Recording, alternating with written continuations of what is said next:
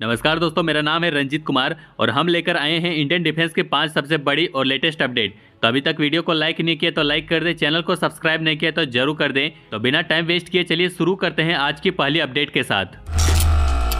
Indian army के modern anti tank guided missile मुश्किलों में है क्योंकि इजरायली स्पाइक और अमेरिकन जेवलिन फील्ड ट्रायल्स में फेल हो गया है। स्पाइक एटीजीएम जो 2019 में लिमिटेड नंबर में खरीदा गया था, थार डेजर्ट की एक्सट्रीम हीट और डस्ट में टारगेट डिटेक्ट नहीं कर पाया, और जेवलिन एटीजीएम जो 2024 में लद्दाख के हाई एल्टीट्यूड ट्रायल्स में टेस्ट किया गया, वो भी उम्मीद पर खरा नहीं उतरा। इन फेलियर ने डिफेंस एनालिस्ट को हैरान कर दिया है, जो आर्मी के प्रोक्योरमेंट डिसीजन पर सवाल उठा रहे हैं। डीआरडीओ का खुद का एमपी एटीजीएम जो स्पाइक और जेवलिन के बराबर या बेहतर है, फिर भी एग्जॉस्टिव ट्रायल्स में अटका है। नाग और हेलिना जैसे इंडियन एटीजीएम भी सक्सेसफुल ट्रायल्स के बावजूद बल्क ऑर्डर का वेट कर रही है, जबकि फेल्ड फॉरेन मिसाइल को इमरजेंसी प्रोक्योरमेंट मिल रही है। आर्मी के फॉरेन एटीजीएम पर जोर देने का लॉजिक समझ नहीं आता, जबकि अपना खुद का सिस्टम ऑलरेडी प्रूवन हो चुका है। Emergency procurement short term gap fill कर सकता है, पर लॉन्ग टर्म के लिए सेल्फ रिलायंस जरूरी है, फिर भी इसको अंडरमाइन किया जा रहा है। अक्टूबर 2024 में रक्षा मंत्रालय ने इंडिजिनस शिफ्ट के लिए 1500 एटीजीएम के लिए आरएफआई रिलीज किया,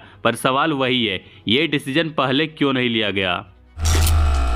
इंडिया के यूरो ड्रोन प्रोग्राम में ऑब्जर्वर के रूप में शामिल होने के बाद एयरबस ने अपने विंगमैन कॉन्सेप्ट प्रोग्राम में इंडिया को इन्वॉल्व करने में इंटरेस्ट दिखाया है। यह प्रोग्राम मैंडेड कॉम्बैट एयरक्राफ्ट जैसे यूरो फाइटर को कॉम्प्लीमेंट करने के लिए डिजाइन किया गया है। ये एक फाइटर टाइप ड्रोन होगा जो डायरेक्टली एक मैंडेड एयरक्राफ्ट के पायलट द्वारा कमांड किया जाएगा, जिससे क्लोज कोऑर्डिनेशन पॉसिबल होगा। विंगमैन हाई रिस्क मिशन को एग्जीक्यूट करेगा, जिससे ह्यूमन पायलट और एयरक्राफ्ट के लिए रिस्क कम होगा। ये ड्रोन वेपन्स और इफेक्टर्स कैरी करेगा, जो ऑपरेशन में फोर्स मल्टीप्लायर का काम करेगा। एयरबस चाहता है कि इस टेक्नोलॉजी के माध्यम से लेगेसी एयरक्राफ्ट फ्लीट की इफेक्टिवनेस बढ़ सके और मैंडेड अनमैंडेड कॉम्बैट टीम को इंटीग्रेट किया जा सके। एयरबस का इंडिया में लगातार इंटरेस्ट डिफेंस सेक्टर और इंडिया की एक्सपर्टीज और स्केल प्रोवाइड करने की कैपेबिलिटी की वजह से है। अगर इंडिया इस प्रोग्राम में शामिल होता है तो सिग्निफिकेंट ऑर्डर मिल सकती है, लेकिन इंडिया में कंपटीशन भी है। एचएल और new space research and technology अपने लॉयल विंगमैन प्रोग्राम पर काम कर रही है, इसलिए इंडिया का इंटरेस्ट सिक्योर करने के लिए एयरबस को टेक्नोलॉजी ट्रांसफर, को डेवलपमेंट या लोकल प्रोडक्शन एग्रीमेंट ऑफर करने पड़ेंगे, जो इंडिया के स्ट्रेटेजिक गोल से मैच करे।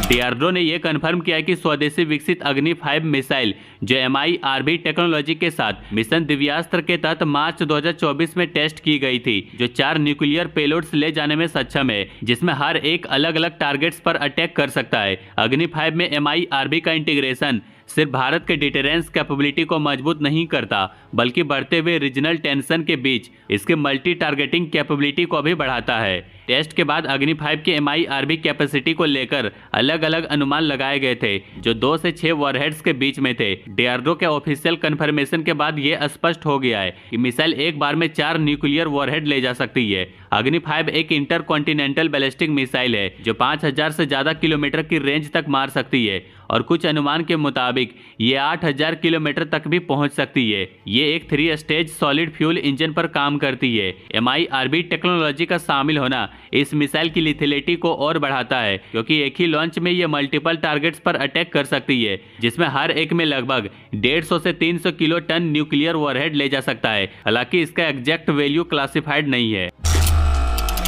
एयर कमांडर नौमान अली खान जो 2019 के ऑपरेशन स्विफ्ट रिट्रोट के दौरान एक इंडियन MiG-29 बाइसॉन गिराने के लिए मशहूर हुए थे, उन्होंने हाल ही में एक इंटरव्यू दिया है। जब उनसे इंडिया के राफेल फाइटर जेट की एक्विजिशन पर सवाल उठाया गया तो उन्होंने रीजनल एयर पावर डायनेमिक्स पर अपने विचार रखे। खान ने राफेल की सिक्योरिटी को डिसमिस करते हुए चाइनीज J-10CE को बेहतर बताया, जो पाकिस्तान एयरफोर्स में 2022 में इंडक्ट किया गया। उनका कहना था कि J-10CE रीजन का बेस्ट फाइटर जेट है, जो एगिलिटी, एवियोनिक्स और कॉम्बैट वर्सेटिलिटी में सुपीरियर है। पाकिस्तान एयरफोर्स ने चाइना से 25 J-10CE खरीदा है, जिसमें 11 और लेने का ऑप्शन भी है। ये jet AESA radar, PL-15 missile और थ्रस्ट वेक्टरिंग WS-10B इंजन के साथ आता है, जो इसे सुपर मनोवरेबिलिटी देता है। वहीं आपको पता होगा कि इंडिया ने 2016 में राफेल डील साइन की थी और 2022 तक 36 फाइटर जेट डिलीवर हो चुके हैं। ये 4.5 generation twin engine fighter jet है, जो AESA रेडार, मेट्योर मिसाइल और स्टेल्थ फीचर से लेस है। एनालिस्ट का कहना है कि राफेल का combat proven record twin engine reliability और सेंसर फ्यूजन उसे J-10CE के मुकाबले बेहतर बनाता है, लेकिन खान का मानना है कि J-10CE एगिलिटी और वेपनरी में सुपीरियर है। इंडिया के मिलिट्री मॉडर्नाइजेशन पर अपडेट्स के लिए बने रहिए। बाकी लाइक एंड सब्सक्राइब जरूर करें।